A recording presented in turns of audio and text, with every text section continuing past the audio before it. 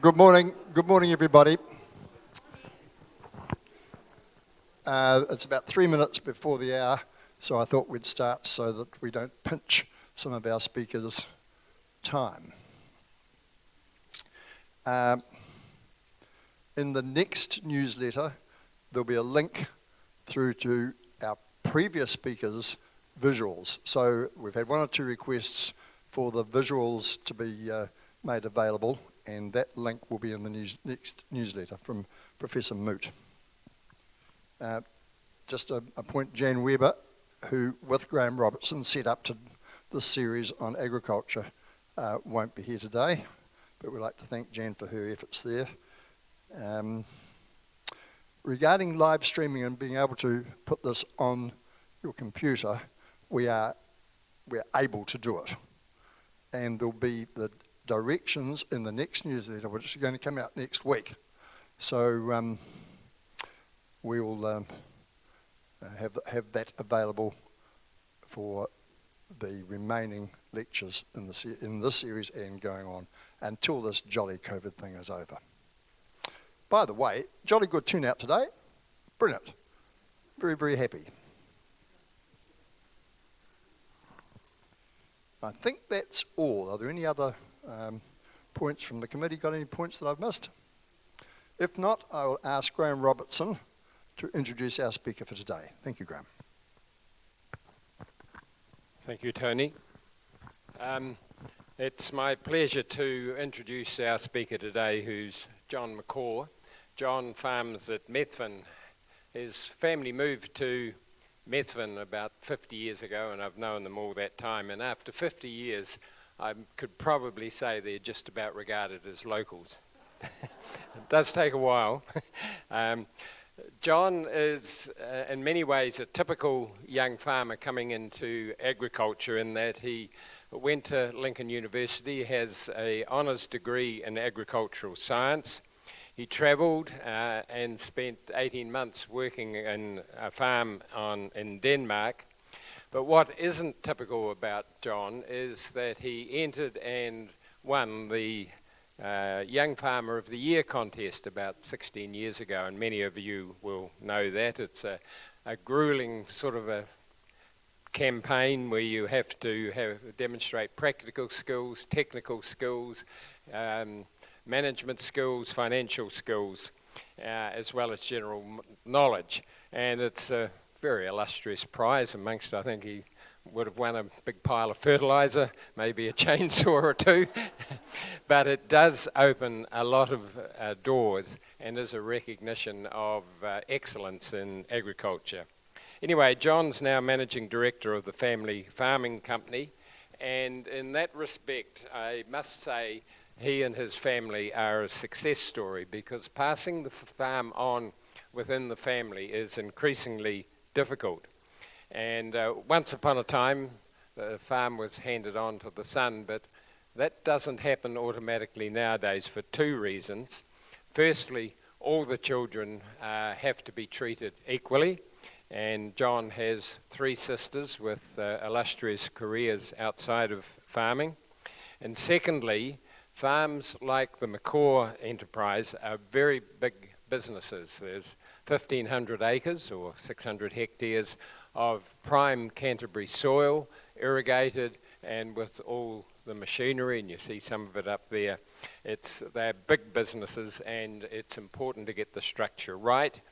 John's parents, Peter and Erin, have spent a lot of time and discussion within the family, and I don't know the details, but what happens is these large farming businesses end up with very complex business arrangements where all the family participate, and they got that right. Now, John and his wife Melanie have 3 young children, and so the next challenge for John and Melanie will be to repeat that exercise so that their children, if they wish, get a chance at farming. So anyway, John's going to talk about the Canterbury seed industry from several angles. He himself is running a significant seed growing operation. He manages the family seed cleaning operation, and he's a leader in the politics and management of the industry by way of positions in Federated Farmers, the New Zealand Seeds Industry Authority, and the Seed Processors Association. So I would introduce John McCaw.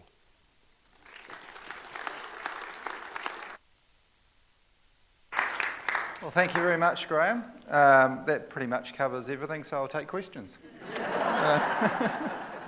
It's very good. Thank you. Appreciate that. So, yeah, the young farmer thing is interesting to hear you say that was 16 years ago, which I'd put a... Is this going to work? I'll turn that on. It won't work. I thought that was quite an appropriate slide, so... just... Young Farmer 2006 and currently transitioning to Old Farmer of the Year. Today I'm just going to give you more of a macro view of seed production in Canterbury. I'm not going to stand up here and tell you how to grow a crop of ryegrass or cocksfoot. I'm sure you know that already. What we're going to talk about is the industry in general and what happens, because I don't believe that's well understood, and there's a really good news story to be told. So seed production in Canterbury, that is one of our 3 combines. That's the good one, obviously. I didn't put the other 2 up. We have 3 generations of combines. That one there's only about 12 years old, the next one's 20, and the next one's about 35 years old. 3 generations of New Holland. So arable, I'm not sure how many people have heard that. So, you're right? What? Okay, I can sit up here. Yep, got the appropriate backdrop, that's great. Arable farming. Arable is the word that we use to describe cropping. So the definition of arable is basically everything that is grown as a crop and harvested by a combine. So that is a pretty wide definition. And the reason that I'm explaining that is that in other industries, the livestock industry, they talk about a crop in quite different terms. So a crop for a dairy farmer would be a kale crop or a fodder crop that's eaten by cows. For us, a crop is a crop of wheat or ryegrass or vegetable seed. So effectively what we're doing in agriculture in general, not just in arable farming, but it's food production in one sense or another. So we're converting the sun's energy into a food. So in this case, we're talking grains, pulses, seeds, or as an input that is used in the process of producing food. So that could be a supplementary feed for livestock, so silage, straw, grain, that sort of thing. It could be barley used for brewing. It could be seed to grow the pasture, to grow the fodder crops for the animals to eat. So the arable industry underpins the livestock industry to a great extent. New Zealand seed production. So there are 2,800 arable farms in New Zealand, and that covers 180,000 hectares. The reason that we are good at what we do in the arable industry is largely to do with the climate. We have a Mediterranean climate. It's cool at night, it's warm in the daytime, and that's an important factor for producing good crops of grain. We have relatively reliable rainfall, but too reliable this year. The latitude that we're on is just right, just the right day length, just the right climate, and it's... If you look at the major seed producing areas of the world, your South America and New Zealand, and in fact Denmark, which is a bit of an outlier because Denmark is actually quite a lot further north, and if you look at the map, you shouldn't be able to grow seed up in Denmark, but it's actually the warm current off the coast that brings the warmth to Denmark, and their climate is actually very similar to ours. New Zealand produced 50% of the white clover seed in the world, which is quite remarkable. We also produce 60% of the radish seed and 40% of the carrot seed. So we are big producers in a very small area. We hold the Guinness World Record for barley yield, 13.8 tonnes, and wheat, 17.4 tonnes, just outside Ashburton. Most of what happens in Canterbury. This photo of Canterbury here, I just try and show you. The pointer's going to work. My house is about there, that's our yard, and our farm sits basically there. So pretty much right on the doorstep of Mount Hutt. So in Canterbury, 90% of New Zealand's herbage and vegetable seeds are grown. 88% of the grain that's grown in New Zealand is grown in Canterbury, and that's because of flat land, fertile, free draining soil, and infrastructure. So I'm not sure if it's cause or effect, but when I'm talking in terms of infrastructure, we're talking in terms of distribution hubs for fertiliser, storage for grain, drying facilities, processing facilities for seed. It's amazing when you drive around New Zealand and you drive back into mid-Canterbury in particular, you really notice how agile and advanced and productive this Canterbury area is. And a lot of that is reflected in the land value, and it's a self-fulfilling prophecy. If the land is so expensive, you have to be producing at the top of your game. And so it's not only arable, it's also dairy. Dairy farmers in Canterbury are at the top of their game. We are undeniably world leaders in seed production. A lot of that dates back to the 80s with Muldoon. He wasn't a particularly liked figure. Most of people in this room probably have an understanding of what happened, but the deregulation of the industry, we used to have a wheat board that set the price of wheat. We used to be told what we could grow. We were receiving subsidies. All that changed overnight. And it was a pretty tough time, and I know Graham was personally involved in helping a lot of farmers through that period, and a lot of farmers didn't make it. And, you know, it wasn't a good time to be farming. Luckily, it's changed a bit since then. But the result of that is that we actually have a free enterprise. We're dynamic, we're responsive, we're considering the markets, and the markets are driving our decisions. We're not being told what to do and when. And I've always grown up being told that, you know, we're very fortunate to be in this deregulated and open environment, but I actually ran into that. After I won the Young Farmer contest, I was asked to speak at the European Young Farmers' Day Out in Brussels. It was quite an honour, it was quite scary. And I stood up there and I did my piece and I said, you know, we don't receive any subsidies and we're free to do what we want and blah, blah, blah. And then at the end of it, it was opened up for questions, and this guy said, I think you do have subsidies, so could you please explain how you receive your subsidies? And I said, no, we don't have subsidies. And then he came back with a counter question, well, I think you do have subsidies, and I want you to explain how you receive them. And then later in the thing, some people from some Southern European Union members stood up and they said, look, this is ridiculous. We need to be told what to grow. We need the government to tell us what they want us to grow. And I was just sitting there thinking, this is unbelievable what I'm hearing. New Zealand produces consistently higher yield and quality than our overseas producers. A large amount of that is the climate. We're very blessed. But we are also one of the few countries to integrate stock into the system. And I'm going to talk about this at great length because I think that's our comparative advantage. So there is a very strong relationship between arable, cropping, and livestock. So as I mentioned, we produce the seed for the pasture, for the rape, for the swede, for the oats, all those things that got to have the seed for that industry. But we also produce, obviously, feed grains and straw and silage and other supplementary things. We provide land for winter grazing and for finishing cattle and sheep. So you can see there's quite a strong connection. In comparison, and I'm not picking on any Americans, I'm not sure how many Americans are in the audience, but if you drive through the Midwest, this is what you see. You see old barns that are derelict and no longer used. And instead, they're growing large areas of corn and soya and canola and wheat.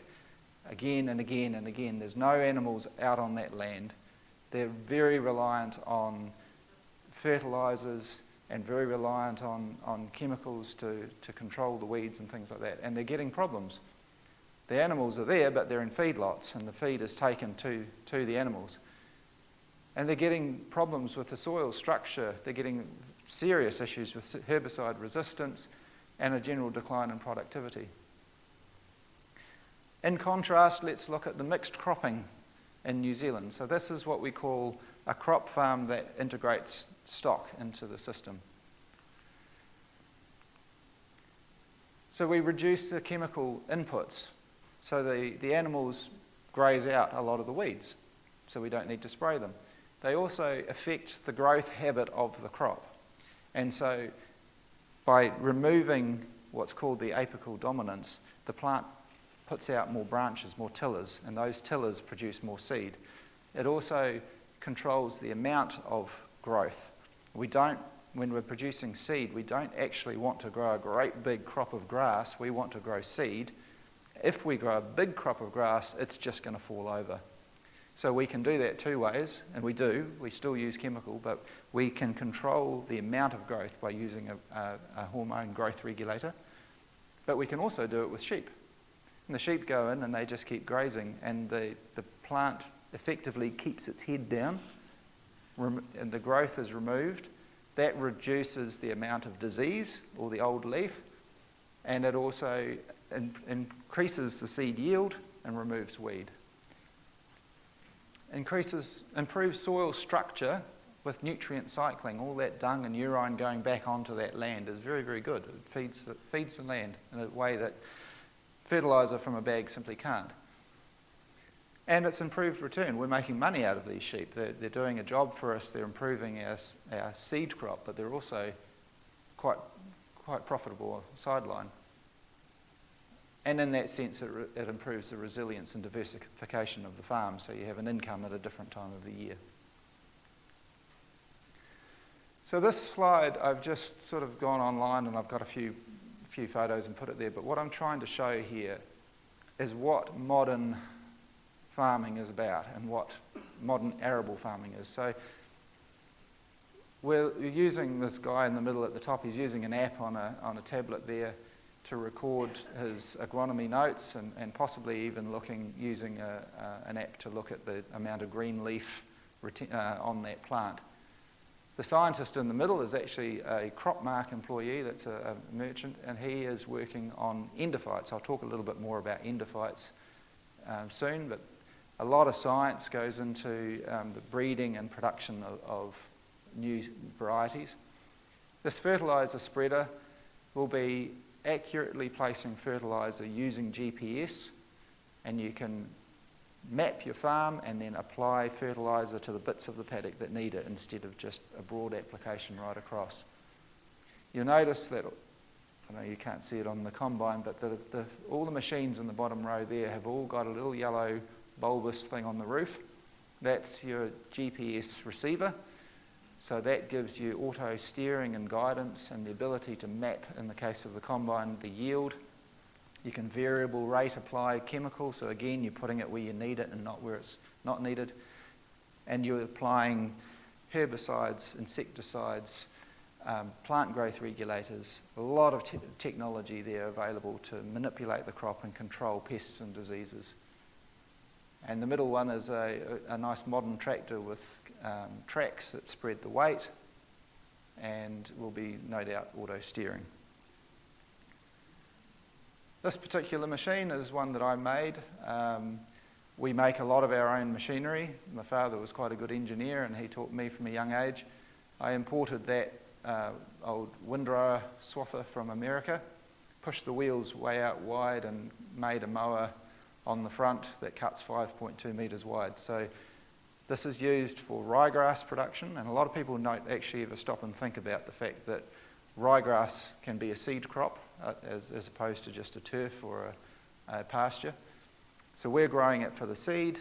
When moisture comes down to the right level, we cut it with this machine, and then we literally pick it up with the combine in a special belt pickup, which was on that first photograph.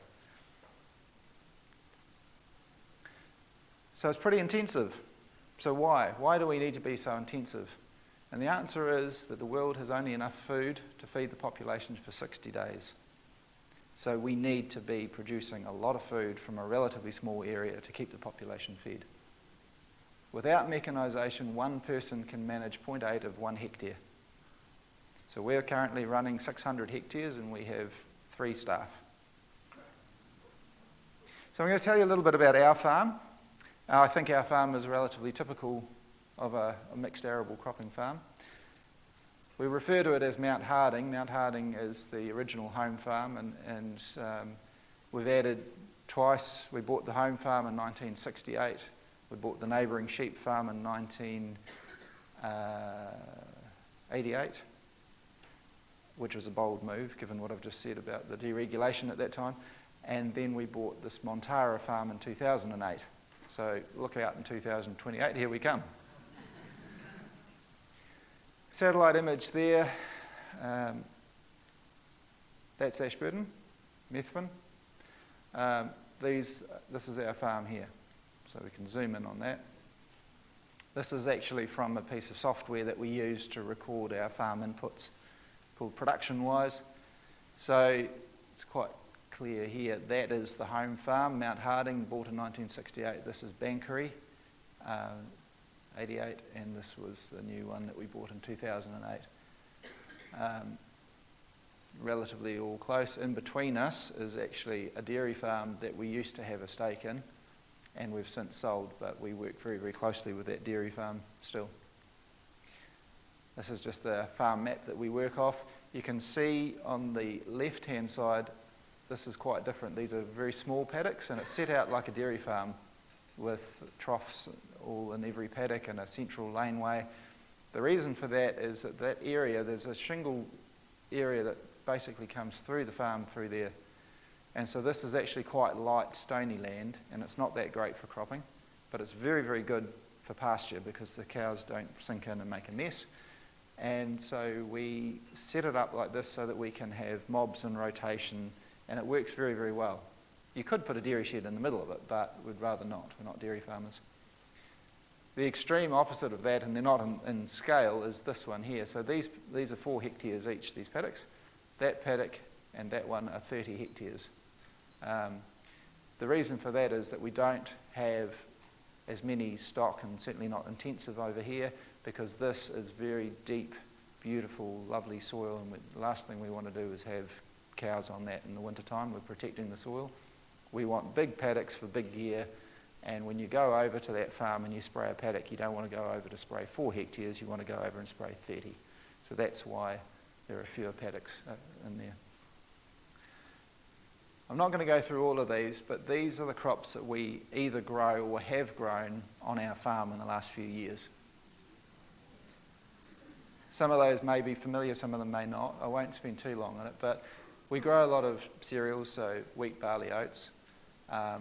Barley can be for feed, it can be for malting, for making beer. Cocksfoot and ryegrass is the area that we really specialise in. So cocksfoot is a tall, deep-rooted grass. Ryegrass you'll all be familiar with. Red clover, plantain, all those 4 are pasture species that are used in the livestock industry. Radish, mustard, rape, swede, pak choy, maizuna, kohlrabi, all very similar. They're all yellow flowering brassicas. The seed is exported back to Europe. We generally grow what are called open pollinated. So you just plant the crop, it flowers, you harvest it. But we can and have in the past, you can grow hybrid, and you have rows of male and rows of female plants. The male plants are simply there to pollinate the female plants. Once they've done that, they're actually taken out with cultivation or spray, and you harvest the female only. Those crops are very intensive but very valuable. Yarrow is a bit of an unusual one. That's a wildflower, obviously, but we've grown that for many years and export that around the world. We have our own variety of yarrow, and we have our own variety of ryegrass that we, as a company, own, which is also quite unusual. As well as that, borage is used for oil extraction. That's kind of a strange one. We haven't grown that for a while. I drove past a paddock of borage that's been cut on the way here today, actually. They squish it and they get the oil out of it, and it's used in pharmaceuticals. And we grow fodder, kale, rape, green feed oats, and obviously pasture for the cattle and the sheep. This photograph I sometimes just look at to remind myself that this harvest wasn't as bad as we've had in the past. That is a crop of radish that's been partially harvested, and it just wouldn't stop raining. We did manage to harvest that. We ended up getting a contractor in to scrape it off the ground with a special windrower, and then we followed along behind and picked up the row because we couldn't pick it up with the combine on its own. And believe it or not, we got some seed out of it, and the seed was okay. Weather is the biggest determiner of our harvest by far. So we can do the same thing year on year, get a really, really good result and think, know how to grow this, this is great. And the next year it'll be a complete disaster with exactly the same inputs. Markets can change dramatically. We have some contracted crops that we know what we're going to get. Other ones we grow free, which we then market ourselves. And that can work in our advantage, or it can work very seriously the other way, depending on what happens. It makes budgeting very difficult. We work with the bank quite closely. There was a period there where we had Felicity was our account manager, and I never met Felicity. She was an airy voice on the end of the phone. She rang me one day and she said, I'm just looking at your budget versus actuals. And I said, oh yeah, okay. And she said, there's quite a bit of variance there. And I said, yes, there will be, yeah, that's fine. And she said, so can you think of any reason why that might be? And I said, yes, I can think of 4 reasons. So she said, oh good, okay. You could sort of see her getting ready to write this down. I said, well, when I did that budget, I didn't know what we were going to grow. I didn't know what it was going to yield. I didn't know what it was going to be worth, and I didn't know when we were going to get paid for it. Oh, thank you. Thanks very much. Well, you asked for the budget, so. So I'm going to talk about cropping on our farm. That's my youngest son there, James, helping load some sheep on the truck. This machine here, this combine harvester, is picking up the rows that were cut, as I was talking about before. In this instance, cut with a smaller mower, but same principle.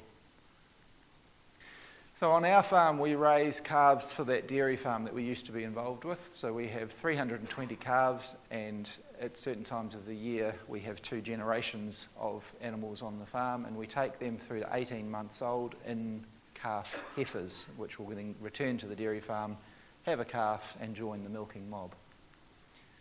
We winter the main milking mob on kale and crop residues. So when I say crop residues, when you grow a crop of grass for seed, you can keep that into the winter, put some fertiliser on, grow some pasture, and put cattle across it. We trade 5,000 lambs. So when I say trade, we buy lambs that are not fully grown, and we grow them out to their full capacity, and then we sell them. Some of those are sold before winter. Other ones are wintered on specialist crops to get them through the winter and supplemented with silage and straw. The main reason we trade lambs is what I said before. We grow 145 hectares of ryegrass, and we want the lambs in the spring to control that growth and to boost the yield of that grass. We also utilise crop residue from cocksfoot and other green feed oats and things like that.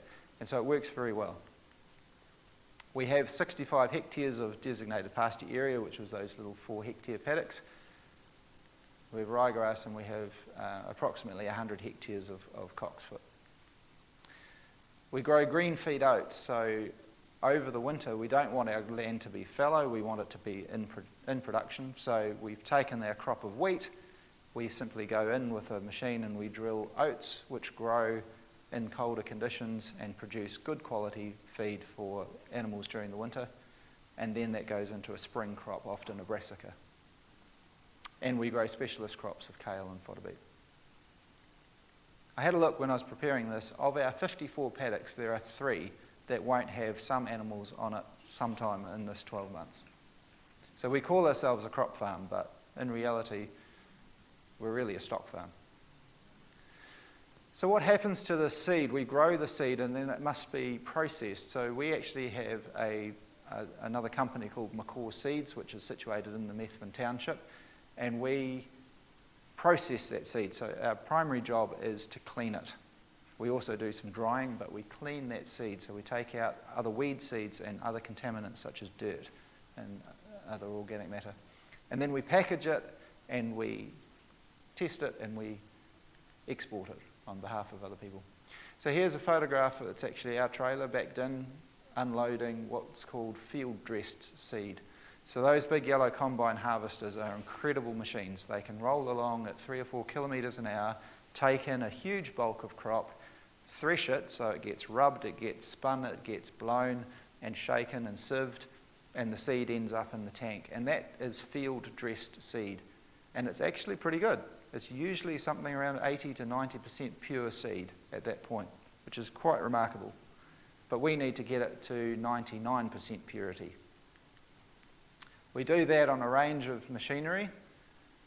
We're trying to remove contaminants, and we have to do that by exploiting the differences in the seed. So any difference can be used to our advantage. So size and shape, obviously it can go over sieves, and small seed can come out, big seed can come out.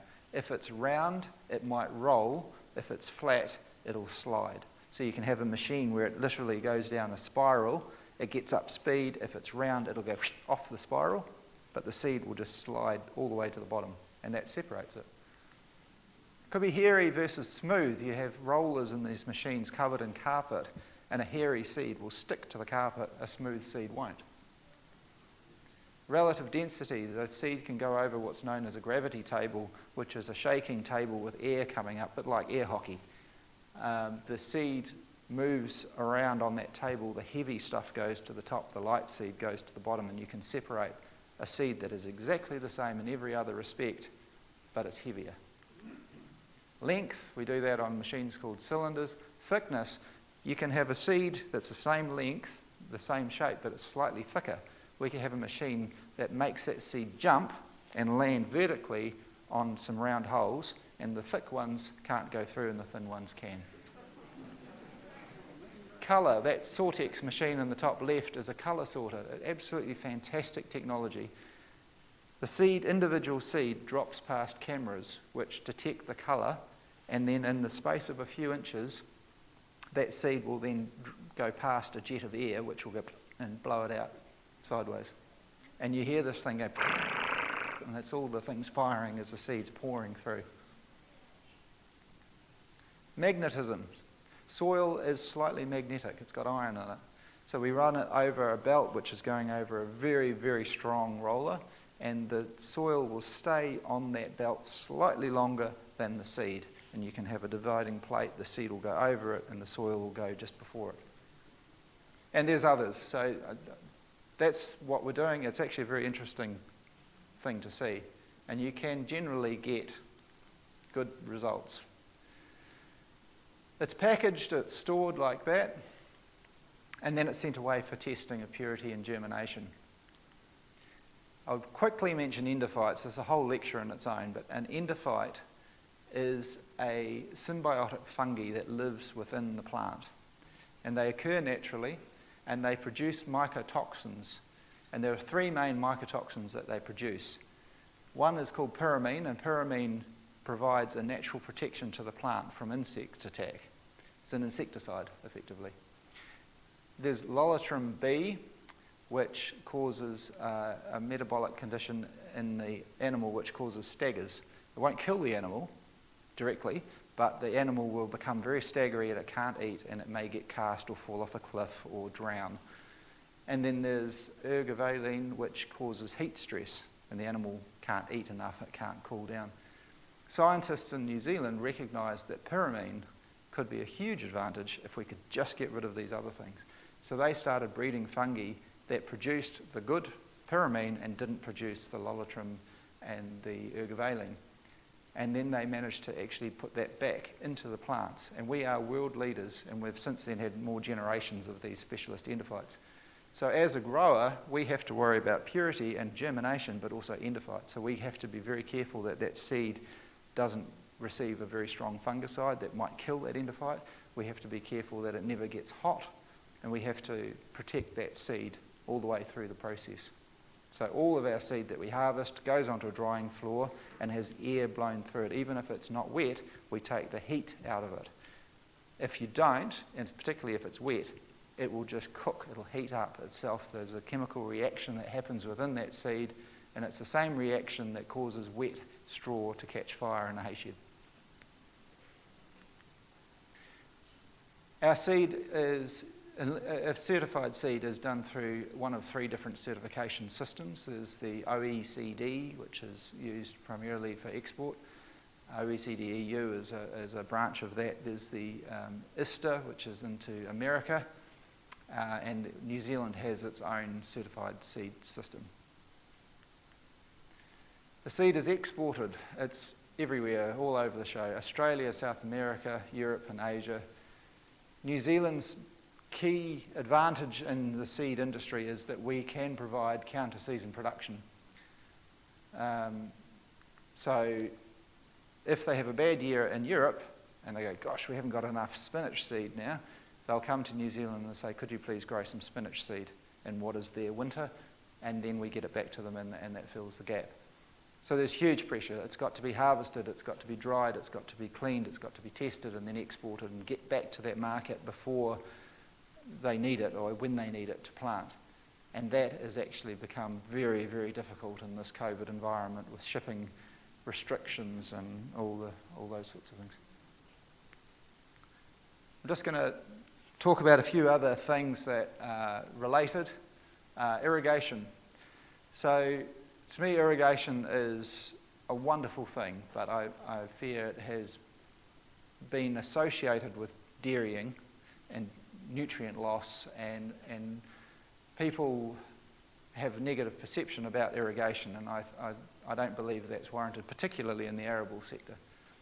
There's 75,000 hectares of irrigated cropping land, and it's been a tremendous progression in a relatively short period. So we had wild flood and then border dike. So wild flood was originally just open the gate, boys, let it run. Water would spill across the paddock.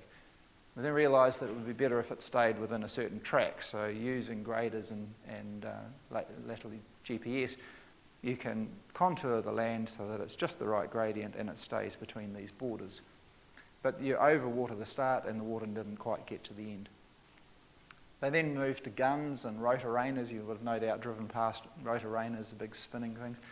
They're a whole lot better, but they're still very labour intensive and a wee bit crude. And now the majority is done through spray irrigation, such as the photograph there. A pivot is a big one that is anchored in the middle and just goes around.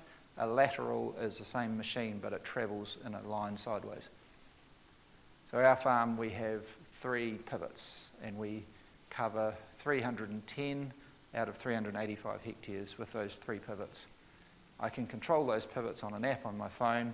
I've got 15 soil moisture probes that I can see the moisture level at 100 mil increments. I can see the moisture, the temperature, the amount of rainfall, and I can look at this app, and then I can go, okay, well, I need to irrigate this one and not that one.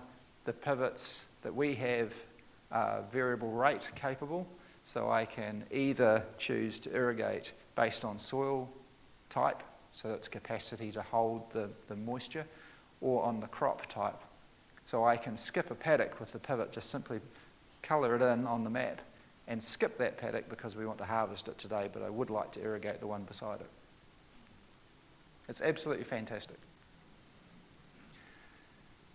In Canterbury, the water is a sustainable and renewable source.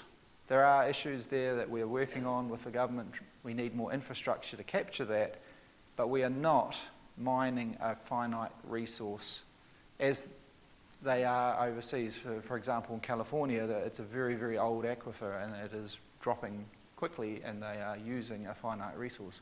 In New Zealand, it's different. And that's a great saying. But that is the truth. That's what's happening. There's plenty of water.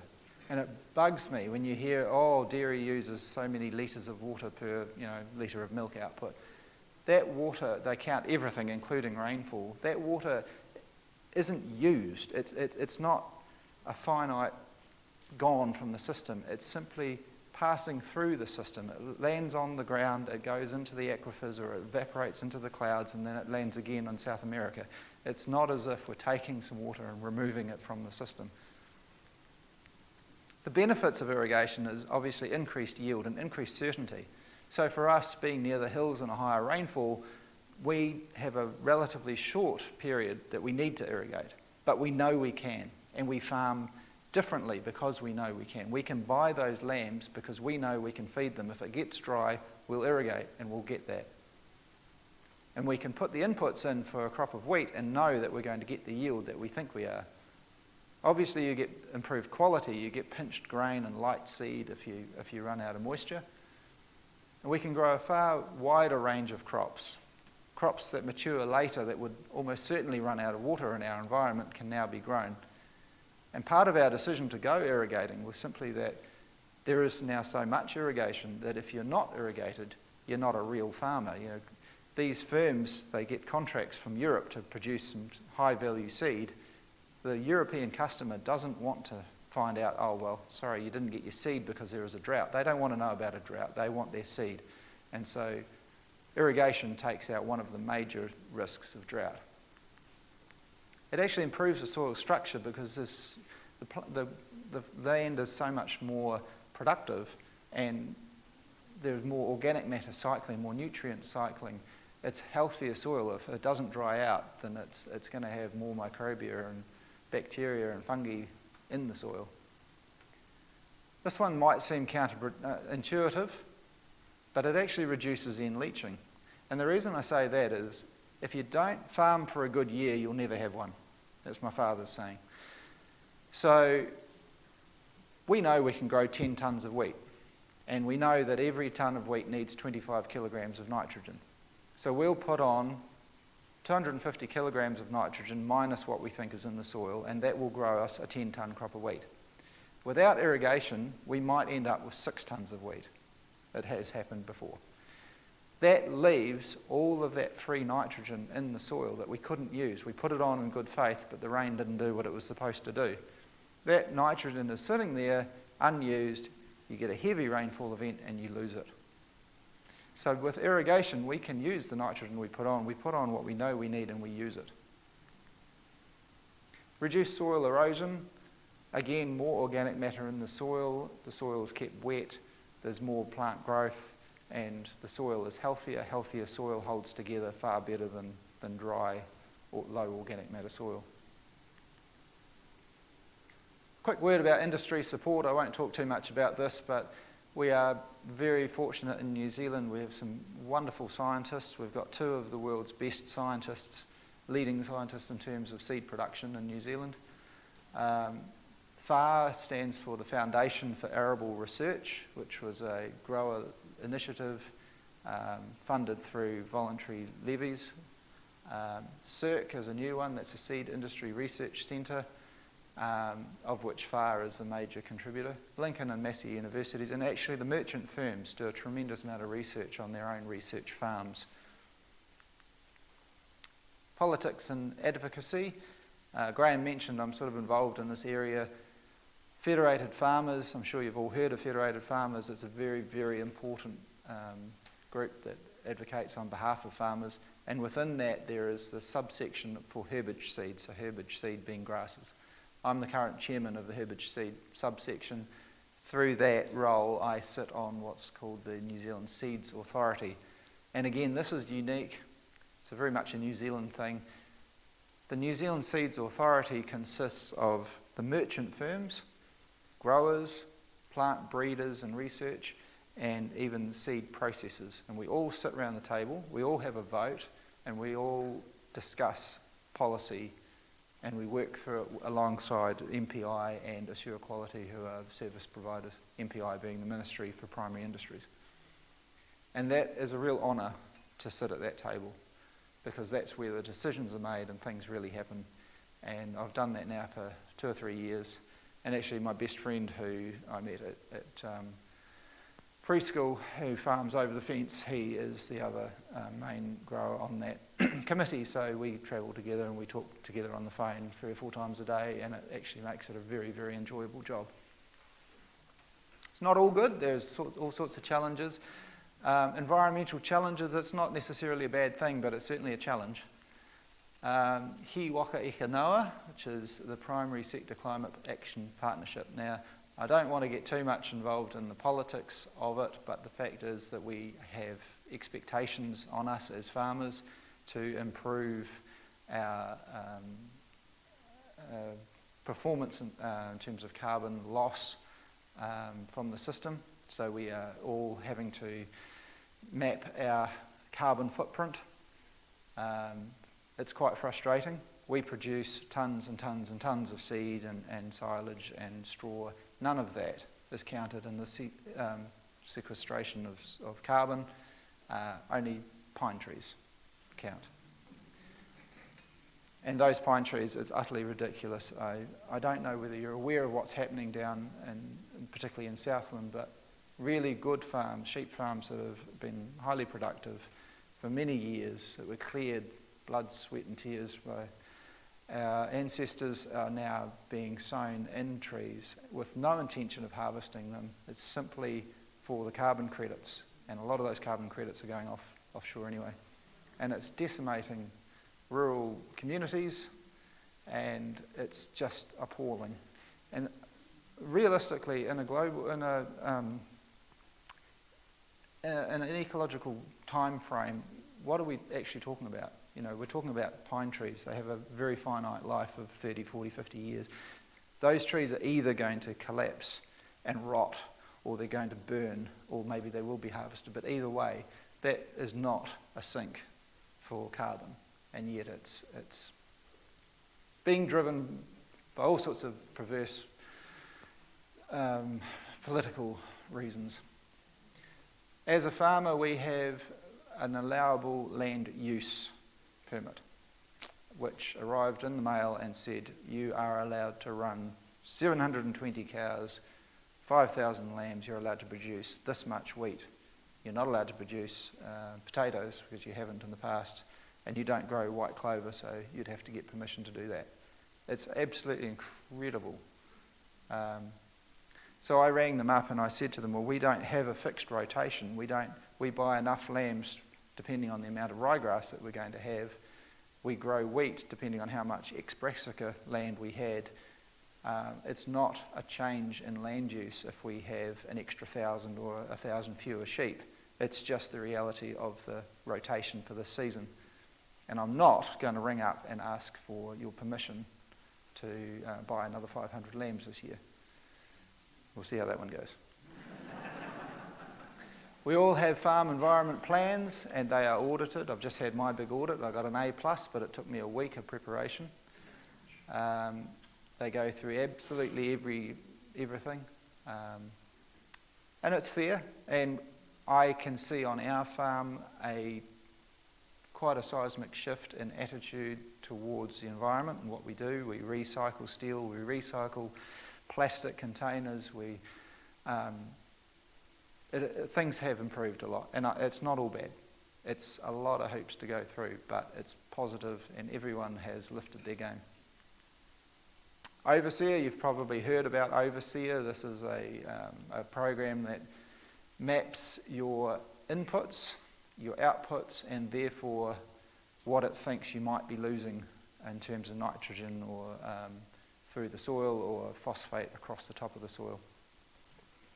It is absolutely hopeless when it comes to cropping. It was designed for dairy. It is terrible when it comes to cropping.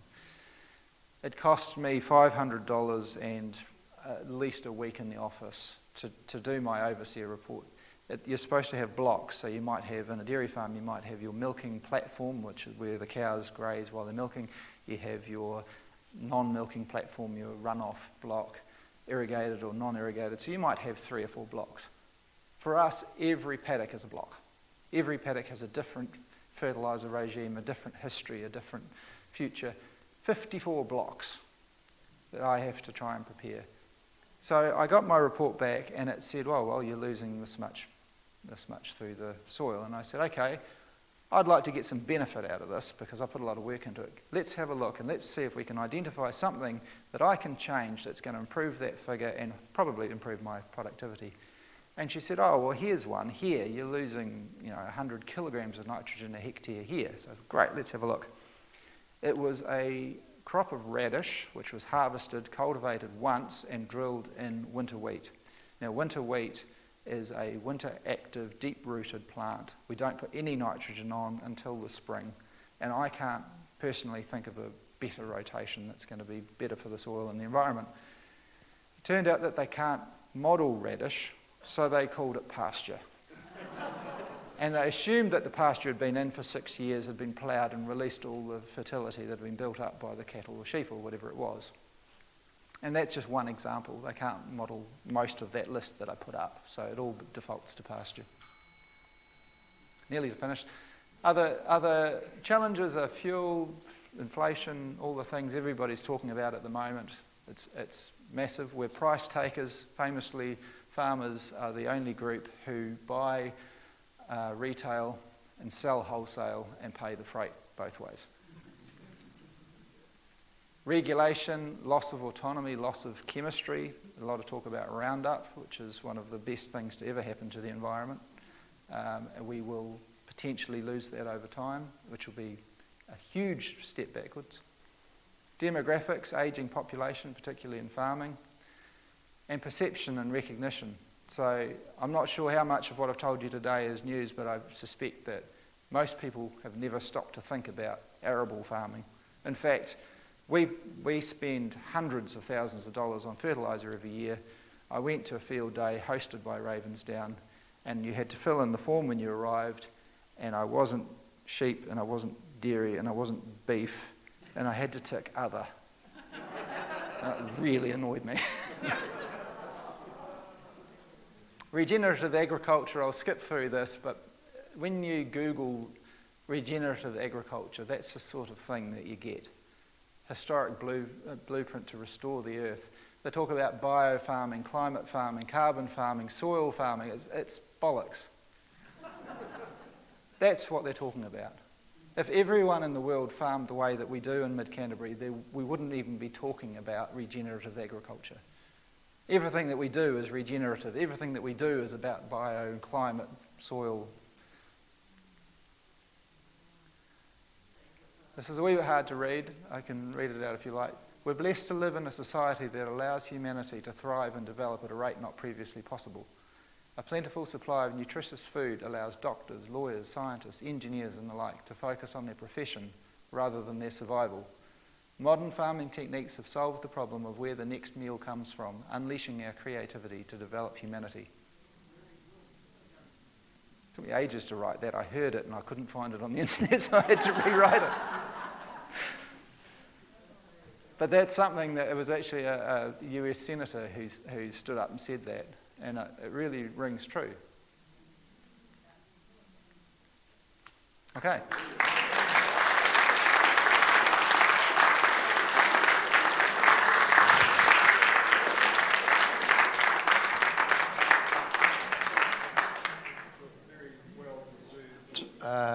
And appreciative applause there, John. Any questions? And the questioner would please go to the microphone at the back there.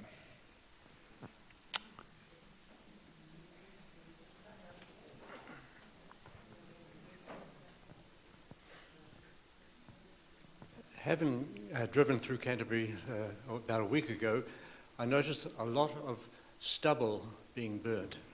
Now, I understand the need to get rid of the stubble. Burning seems to be preferable to ploughing it in. Could you explain that, please? Certainly, that's an excellent question. And I can tell you that we haven't burnt anything on our farm this year. We normally would, and we may yet. We have 1 or 2 paddocks that we need to deal with. The reason that we burn stubble in New Zealand is primarily for the control of pests and diseases. but also obviously to remove the organic matter that would potentially block machinery.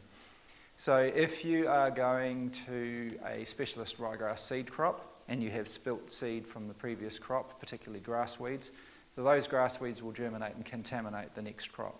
If you put a fire across it, you will cook a lot of that seed and you won't have those issues. It will also remove a lot of diseases that would overwinter in the stubble, and it removes pests, particularly things like slugs. For all those reasons, it's a very good management tool. And New Zealand is unique in as much as we're an island nation. The prevailing wind is towards South America. It's a long way away. And overnight that smoke clears. In the middle of Europe, it's a completely different story. And they had banned burning some time ago. In the past, we haven't had the machinery to deal with that organic matter, and you simply couldn't cultivate with all that there, and so that was the obvious thing to do, burn and get rid of it. Nowadays that's changing rapidly. So on our farm we have a cavernolan plough which will plough under a lot of that organic matter. We have a drill capable of handling trash that will direct drill into that, those conditions. And we have just purchased last week a set of cockerling discs which will arrive in the spring, and I can tell you that they cost $150,000 for one cultivator, which I never thought I would do. We've been hiring a disc cultivator this year, and discs will go through and they will incorporate that straw into the topsoil without blocking and enable us to go through with that new drill that we're talking about. So for me, returning that organic matter is now number one. We still plough. We plough if we need to. We minimum till, so one pass with a cultivator if we need to, and if we don't need to, we'll direct drill. But there are horses for courses. We're not throwing the plough out and burning it at the altar. We're doing what needs to be done, but we're minimising our burning, and I believe that will be what happens. It'll be forced on us eventually anyway, but that is definitely what's happening more and more in New Zealand.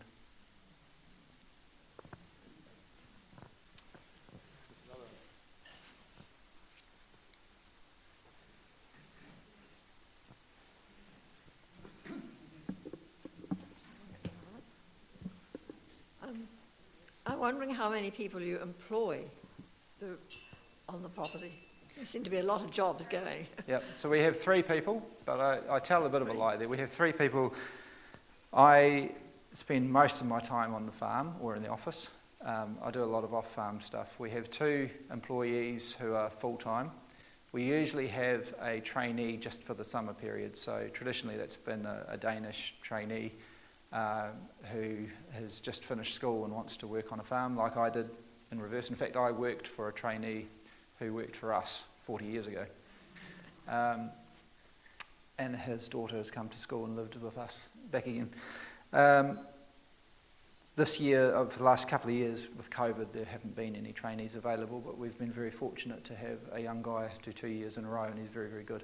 My father, Peter, is 83, had his 83rd birthday on the 10th of March, and he is still a bit of a dynamo, and he will sit out there on the combine harvester as long as you want.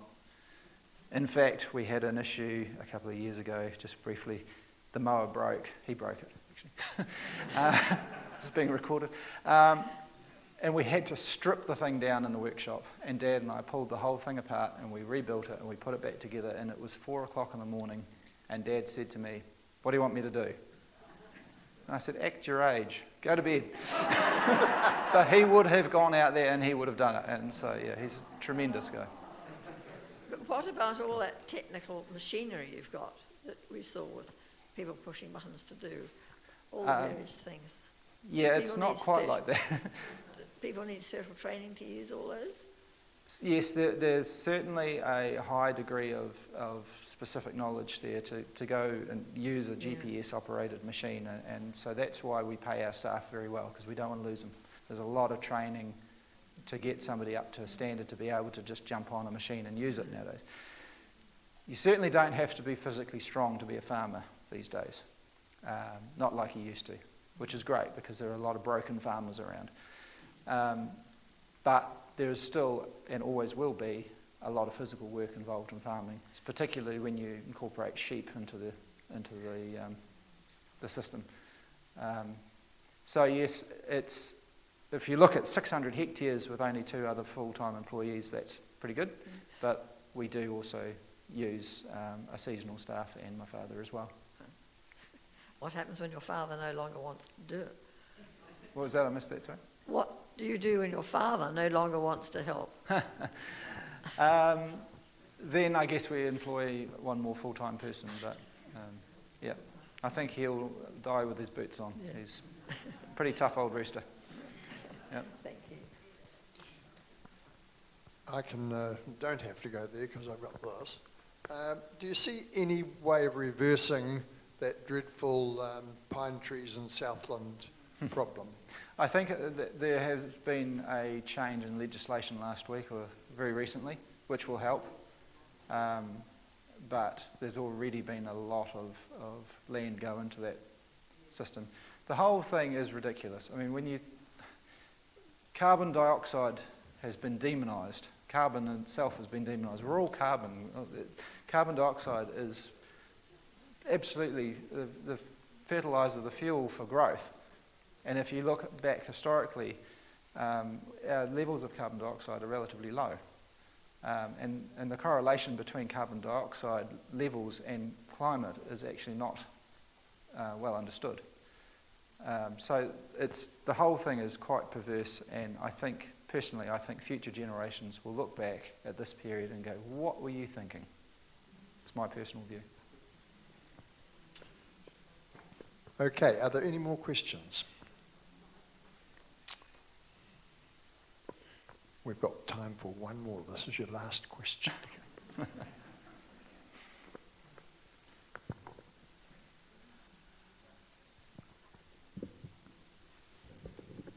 We've heard quite a bit about New Zealand not being self-sufficient in wheat. And our speaker last week told us that it was partly a milling problem. Have you any comments on that and how we could become self-sufficient? Well, I guess the overarching question is, do we want to become self-sufficient? In most of these debates, you can get 90% of the way to the end goal, but that last 10% is actually not economically the right thing to do. So, for example, if we wanted to become 100% renewable energy, you could do it, but you're going to have pumped storage to do it. And I'm not sure in an open environment market whether we actually want to be 100% self-sufficient for grain, but that's probably another story. There's all sorts of things happening in the grain industry, particularly in milling, in terms of procurement, where we have a monopoly now, one company doing all the procurement. And that has driven a lot of people out of the industry. So in actual fact, we've massive step back in the last 18 months from where we even were. A lot of our problem actually isn't to do with production, our ability to produce, it's the ability to get it where it's needed. And it's probably not the case now, but for many years we could export wheat to South America and back to Auckland cheaper than we could get it from Lyttelton to Auckland. And that was to do with the wharfs, striking and stuff. And it's still very much the case that internal shipping in New Zealand is ridiculously expensive. And it's cheaper and easier for those mills to get that wheat from Australia. The other thing is that New Zealand farmers are a bunch of individuals. We have small farms, relatively speaking. We have small paddocks. We have quite a diverse climate. And we produce lots of little packages of milling wheat. And this milling wheat may have quite different characteristics when it comes to milling to this milling wheat. So that's a problem for the mill. So the mill gets set up, doing a great job, making great flour, and then changed to this line. Everything's different, it has to be reset again. For a mill, they can buy a shipload of wheat that has been blended in Australia that is completely consistent. They can set that mill and walk away. And they can do that for relatively the same price as buying it domestically. So it's actually quite difficult to compete, and I don't believe we'll ever be self-sufficient. Thank you.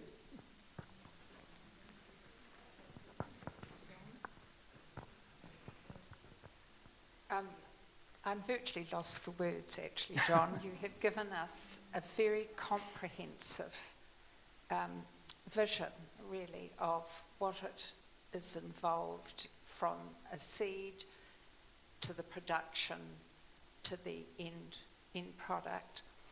I think the thing that's resonated very much with me is that it's sustainable, that I've always had visions of seed farmers raping the ground until it's sand. And I think that we've seen that overseas too often. So I want to thank you, because I think that everybody is going to leave here today so much better informed, and I think I'm in awe of what arable farmers are doing and how they do it. Thank you. Thank you. Thank you very much. Thank you.